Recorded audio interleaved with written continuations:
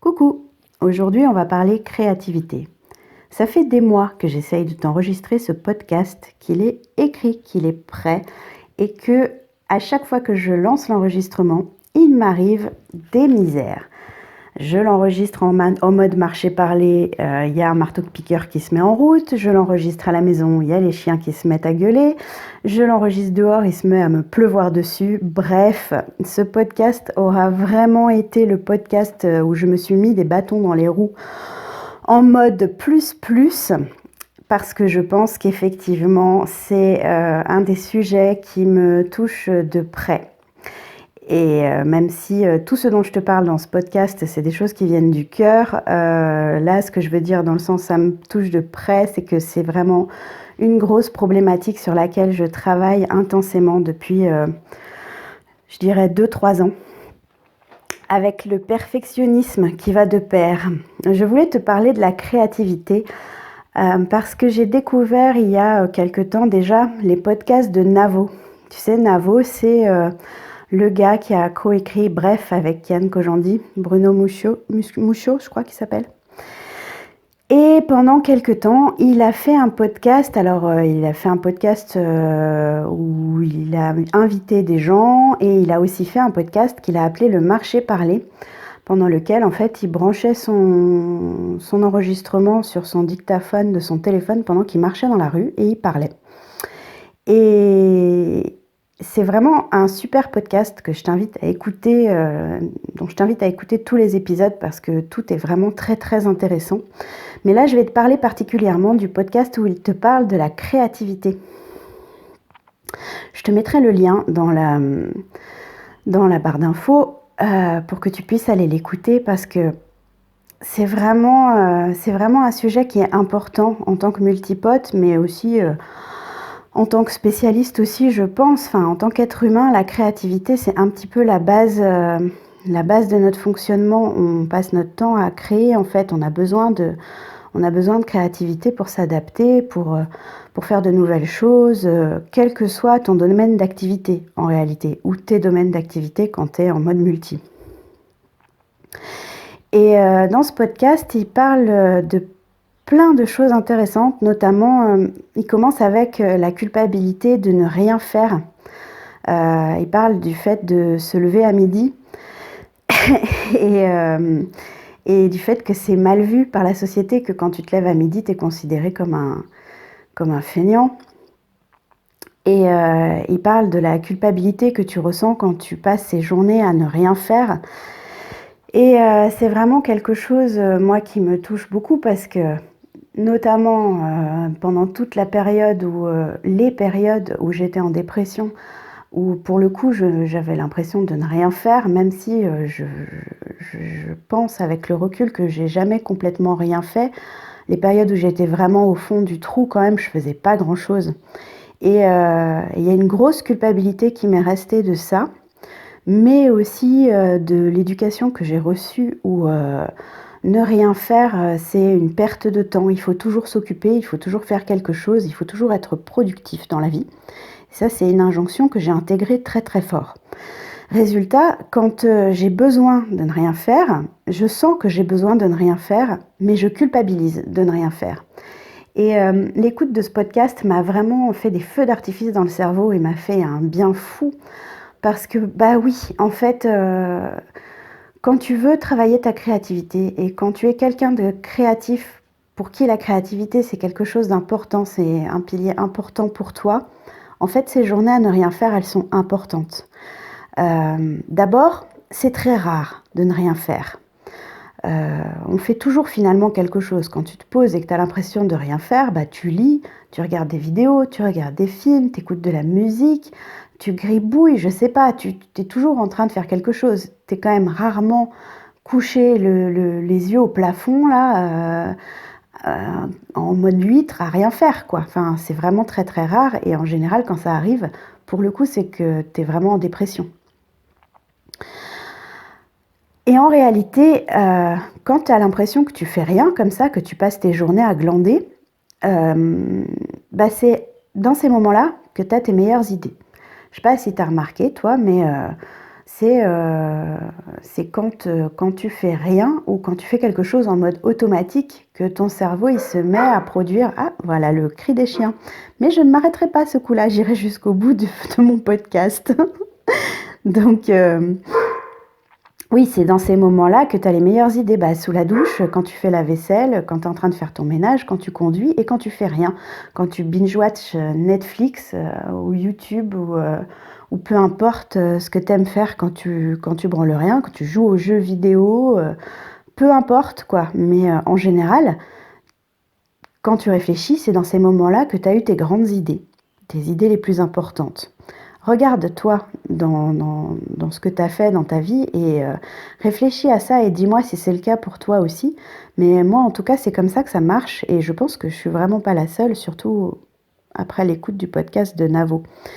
Le problème, c'est qu'effectivement, c'est mal vu et que lui, il parle de la problématique de se lever à midi que moi, j'ai rarement eu dans ma vie parce que j'avais donc cette injonction de l'avenir appartient à ceux qui se lèvent tôt et il faut faire des trucs toute la journée. Donc moi, je me suis rarement levée à midi et j'ai rarement dormi toute la journée, même si j'ai eu des périodes où je travaillais la nuit. Mais par contre, j'ai des trucs comme s'enfermer pour travailler.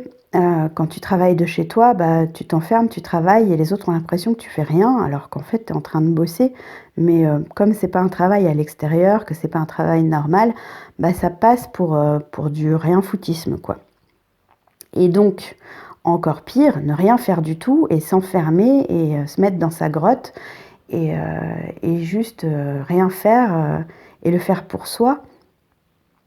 Eh ben, en réalité, c'est les choses qui sont importantes. Moi, pour moi, c'est le pilier de mon équilibre. Je t'en ai beaucoup parlé et je t'en parle maintenant après le podcast sur l'hibernation pour les mêmes raisons que je t'ai fait le podcast sur l'hibernation. C'est que oui, c'est un fonctionnement qui pour moi est super important. Et il y a un blocage, je ressens moi un blocage au niveau de ma créativité et au niveau du fait de produire de par le perfectionnisme et aussi de par cette culpabilité qui me bouffe en réalité. Et ce que dit Navo dans son podcast, qui est vachement intéressant, c'est que quand tu culpabilises de ne rien faire, tu fais mal, tu fais mal rien. Tu vois ce que je veux dire? C'est tu te gâches ce moment où tu ne fais rien parce qu'en réalité, ce temps où tu ne fais rien, où tu as l'impression de ne rien faire, ta créativité, elle travaille en arrière-plan. Elle travaille en tâche de fond, comme dit Navo. Et en réalité, tu emmagasines des informations, même si tu as l'impression de faire des trucs, je sais pas moi, si tu joues aux Sims toute la journée, tu as l'impression d'avoir rien foutu, alors qu'en réalité, ce que tu as fait en jouant aux Sims, ça a certainement créé quelque chose en toi. Ça a en tout cas laissé le temps à ta créativité de travailler en arrière-plan et tu lui as foutu la paix et ça lui a fait du bien. Et en plus, moi j'ai remarqué que ces périodes où on fait rien, ça précède souvent des périodes intenses ou alors ça les suit. Donc c'est soit tu te mets dans cette bulle de pause avant d'être dans une période hyper intense ou alors juste après où tu récupères. Donc soit tu prends de l'avance, soit tu récupères, soit les deux. Et en fait c'est très bien comme ça parce que en réalité tu peux pas être à fond tout le temps et si tu es à fond tout le temps, ta créativité, tu la maltraites. Toute personne qui laisse la place à sa créativité fonctionne comme ça en réalité. Soit par séquence comme moi, soit au quotidien avec des horaires précis où tu bosses à fond et où tu te poses après. Mais en tout cas, quand tu regardes, il y a un bouquin là-dessus, je me souviens plus du titre, mais je te mettrai le lien dans les infos du podcast, un bouquin qui montre les organisations, les emplois du temps des personnes célèbres et créatives, des grands auteurs, des grands compositeurs, de scientifiques comme Einstein. Et ça montre bien ça, que quand tu regardes toute leur organisation de journée générale, dans cette journée, tu as des moments où tous, ils se posent alors souvent, c'est marrant parce que c'est fume sa pipe et boit son verre de vin au bar ou ce genre de truc, mais c'est des moments où ils font rien. Et il y a des moments où ils se mettent tous les jours à écrire ou à composer ou peu importe. Et en fait, tu te rends compte que tous les créatifs fonctionnent comme ça, en réalité. Euh, c'est ce que Christine Lévicki appelle nourrir sa source. Entre autres, il n'y a pas que ça dans le concept de nourrir sa source de Christine Lévicki. Encore une fois, je te mettrai le lien en barre d'infos de son livre Wake Up dans lequel elle explique ce concept. Pour elle, nourrir sa source, c'est un des 4 piliers pour vivre une vie épanouie et pour avancer. Nourrir sa source, c'est nourrir sa créativité en réalité. Christine Lévicki, elle parle de danser, d'écrire, de faire ce qui te fait du bien en fait. Et si à un moment, ce qui te fait du bien, c'est de ne rien faire, eh bien c'est qu'en réalité, tu en as besoin. Ta créativité a besoin que tu te mettes en mode off pour pouvoir bosser derrière et être au taquet quand tu auras besoin d'elle. Et c'est quelque chose, je pense, qu'il faut intégrer. En tout cas, c'est ce que moi j'essaye de faire, de l'intégrer dans le sens arrêter de culpabiliser quand ça arrive et l'intégrer dans son emploi du temps. En ce moment, par exemple, je sais que le samedi ou le dimanche, l'un des deux, voire des fois les deux parfois, ça va être des journées plutôt off. Ça va être des journées où j'ai pas forcément à sortir pour aller à des rendez-vous ou pour aller chercher les enfants à l'école ou pour aller faire des courses et où du coup je vais profiter de cette liberté-là pour me mettre dans ma grotte et me mettre en mode complètement off et débrancher mon cerveau.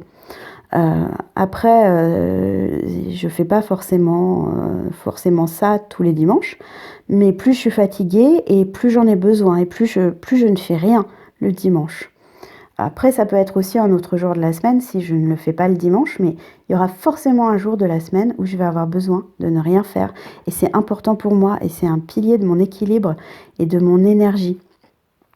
Donc, comme je te le disais dans le podcast sur l'hibernation, novembre, décembre, janvier, pour moi, ce sont des mois en énergie basse, en descente, où j'ai l'impression d'avoir zéro créativité, où j'ai juste envie de binge-watcher Netflix ou YouTube ou de lire, ou peu importe, mais en tout cas de pas être dans l'action. Et en réalité, c'est une manière pour moi aussi, comme je te l'expliquais dans le podcast d'avant, de faire d'autres tâches qui sont aussi plus en fond. C'est-à-dire que je vais ranger, je vais organiser, je vais trier, je vais poser mes idées sur le papier quand j'en ai, mais je vais pas forcément produire, je vais pas forcément créer. En tout cas, ça va m'être plus difficile que d'habitude parce que en fait, voilà, c'est des moments où mon énergie est basse et j'ai besoin d'embrasser ce néant. Je sais pas si pour toi ça fonctionne comme ça, si ça te parle, mais en tout cas, dans ces moments-là, ce que je peux te conseiller, si ça t'arrive aussi, c'est de te créer une routine minimum, la routine minimum vitale. Ça m'aide beaucoup à ne pas culpabiliser d'être dans ce mode néant. C'est-à-dire que quand c'est dans ma semaine, comme je te disais le dimanche par exemple, je sais qu'avant le dimanche, j'ai un certain nombre de tâches à effectuer et qu'après le lundi, j'en aurai d'autres. Je vais faire absolument pour avoir l'esprit libre le jour où j'ai décidé de me poser et de débrancher. Et quand c'est des plus longues périodes, j'ai mis en place cette routine minimum. Alors, elle couvre tout, hein, du travail au quotidien de la maison, mon quotidien à moi aussi. Qu'est-ce qui est le plus important que je dois absolument faire tous les jours pour pas plonger justement dans la dépression, dans le mode ours, dans le chaos complet, même si parfois ça peut être important de plonger dans ce chaos complet, t'as pas forcément envie de te retrouver avec une montagne de vaisselle, planter tes clients, oublier des rendez-vous importants, enfin tu vois, ce genre de truc. Donc cette routine minimum vitale, tu te fais la liste des choses vraiment importantes. Donc, par exemple, moi, dans ma liste, il y a checker mon agenda. Si par hasard, j'oublie de checker mon agenda, les choses importantes ont toujours des alarmes pour me rappeler que j'ai quelque chose d'important à faire à ce moment-là. Et je mets les alarmes en avance pour avoir le temps de me préparer si c'est un rendez-vous à l'extérieur, par exemple. Je vais avoir tout ce qui est les trucs de base, hein, vaisselle, lessive, les trucs pour faire tourner la maison. Les trucs aussi de base pour s'occuper de moi, de la douche à brosser tes cheveux, euh, je sais pas moi, enfin, te laver les dents, des trucs basiques. Mais qu'est-ce qui est basique et que tu dois absolument faire quand même tous les jours pour rester un être humain un petit peu et pas du tout passer en mode ours. Et puis surtout continuer d'assurer parce que quand tu as une vie professionnelle, ou même quand tu fais des études, il y a des choses que tu peux pas ignorer. Tu peux pas ignorer d'aller en cours, tu peux pas ignorer d'aller au boulot, d'honorer tes rendez-vous, de faire tes devoirs, de préparer tes dossiers. Enfin, il y a des choses qui sont importantes. Moi, ces choses-là, je me les mets dans mon agenda avec des alarmes pour être sûre de pas les oublier. Et après, j'ai ma petite liste de minimum vital. Donc, je sais que bon, il faut que je programme mes publications pour mes groupes Facebook pour pas risquer d'oublier de faire vivre mes groupes. J'ai mes alarmes pour mes rendez-vous. J'ai même mes alarmes pour aller chercher mes enfants à l'école. On ne sait jamais. Ça marche aussi pour quand je suis complètement prise dans mon activité et que je perds la notion du temps, ce qui m'arrive souvent. Donc du coup, pour pas oublier mes enfants à l'école, je sais que je suis tranquille parce que j'ai mon alarme qui va sonner et qui va me dire « Oh, reviens à la réalité, il faut aller chercher tes enfants ». Voilà, donc ça c'est ce que j'ai mis en place moi pour libérer un petit peu, me libérer l'esprit et pouvoir quand même assurer une vie à peu près normale, même dans ces périodes basse énergie, dans ces périodes de grotte, tu les appelles comme tu veux. Et comme je te dis, moi c'est aussi des choses que je fais finalement toutes les semaines. J'ai toutes les semaines une journée où je fais rien et où je fais en fait que ce que j'ai envie de faire. Et si ce que j'ai envie de faire, c'est rester au fond de mon lit avec un bouquin, je reste au fond de mon lit avec un bouquin. Si ce que j'ai envie de faire, c'est me barrer toute la journée à la plage, et je me barre toute la journée à la plage. Je sais que si j'ai quelque chose d'important à faire, mon agenda va me le rappeler. Et, euh, et je me mettrai pas dans la merde toute seule. Voilà, ça c'est le plus important.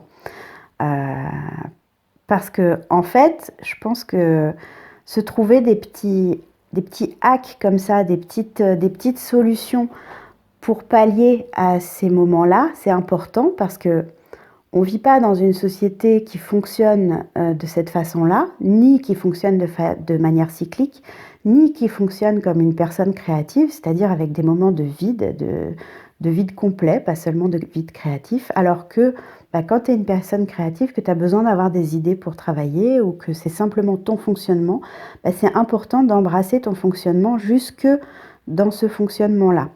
Euh, pour nourrir ta créativité et pour nourrir ta source, tu as besoin aussi je pense, ça c'est mon avis, hein, mais je pense que tu as besoin d'embrasser ces moments-là, d'arrêter de culpabiliser parce que ça fonctionne pas tous comme ça ne fonctionne pas comme ça et que c'est mal vu. Euh, En réalité, on s'en fiche que ce soit mal vu du moment que nous, ça nous convient. Et je dis pas que c'est facile, hein, parce que tu le sais, moi aussi, c'est ma lutte. C'est pour ça que je t'en parle, parce que c'est des problématiques avec lesquelles je travaille tous les jours, j'essaye vraiment d'embrasser au maximum, d'aller expérimenter là-dessus pour trouver ma voie et pour me sentir bien au quotidien et bien dans mon travail et bien dans ma vie. C'est hyper important pour moi et c'est pour ça que je te le partage parce que je pense que ça fait profondément partie de la vie de multipote. On a vraiment ces périodes où on part dans tous les sens, où on a 10 milliards d'idées à la seconde et où on est lancé sur 5 projets en même temps. On est à fond, on voit du monde, on avance et puis paf, d'un coup, on se retrouve avec cette espèce de vide-là qui nous happe et dans lequel on se sent hyper mal, avec lequel, qui du coup nous fait culpabiliser. Et la culpabilité, je pense sincèrement que c'est un de nos grands ennemis avec le perfectionnisme.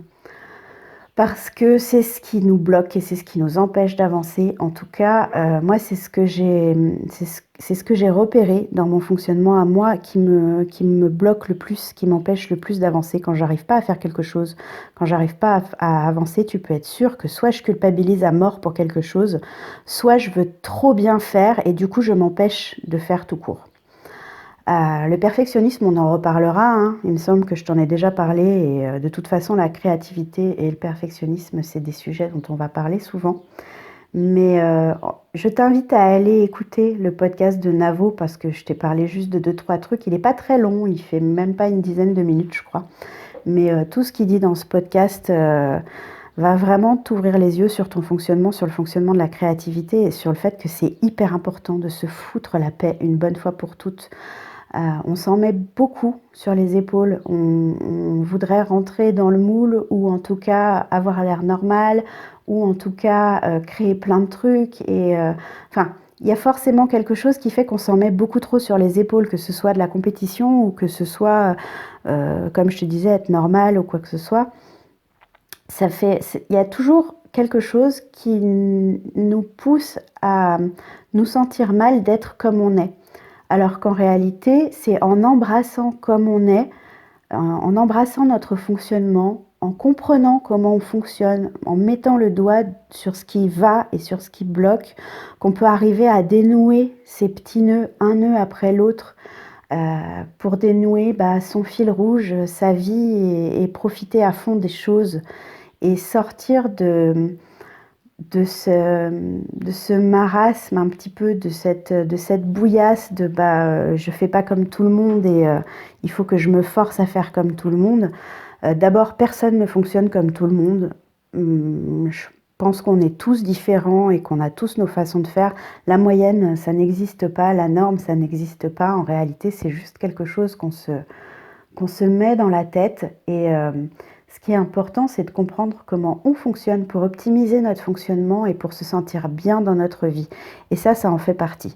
Arrête de culpabiliser les jours où tu fous rien. Organise-toi pour pas avoir de mauvaises surprises, pour pas te sentir mal, pour pouvoir bien rien foutre en fait. Tu as besoin de ces moments où tu fous rien, fais-le bien, tu vois, fais-le correctement. Mets-toi des bonnes grosses journées sous ta couette avec ta tisane de mémé si tu en as envie ou avec tes pop-corn ou tes chips où on s'en fout quoi. Enfin, fais ce qui te fait envie quand tu sens que c'est nécessaire parce qu'en réalité, si tu sens que c'est nécessaire, c'est que c'est important. Ton corps, il en a besoin, ta créativité, elle en a besoin. Et si tu veux pas que ça dure trop longtemps et que ça se transforme en grosse déprime, accepte-le et fais avec du mieux possible. Parce que plus tu culpabilises en fait et plus tu te sens mal et moins ça a d'effets positifs. Quand je me fais juste ma journée dans la semaine où je fais pas grand chose, où je me mets dans ma grotte, tout va bien. En réalité, le reste de la semaine, je fais plein de trucs, je suis très contente. Quand je passe cette période hivernale où je me sens pas bien, où je me sens pas bien, oui, parce que jusqu'à présent, je me sens pas bien. Maintenant, j'y travaille. Cette année, je me suis pas sentie pas bien tout le temps.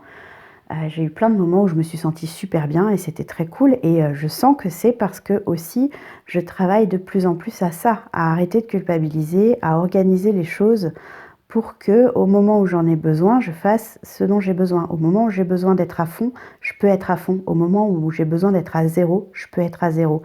Et si toi aussi, tu essayes d'observer tout ça, tu verras que, en réalité, petit à petit, tout ça, ça s'améliore, tout ça, ça s'organise et tu pourras être content de toi et arrêter de culpabiliser, en vrai. Donc, je te mets tout ça dans la barre d'infos, dans la description, ça dépend où tu écoutes le podcast. N'hésite pas à t'abonner et à liker et à mettre un avis sur iTunes si tout ça, ça t'a plu. C'est ce qui m'aide le plus. Sur ce, je te fais des bisous. Je te dis à bientôt. Bye!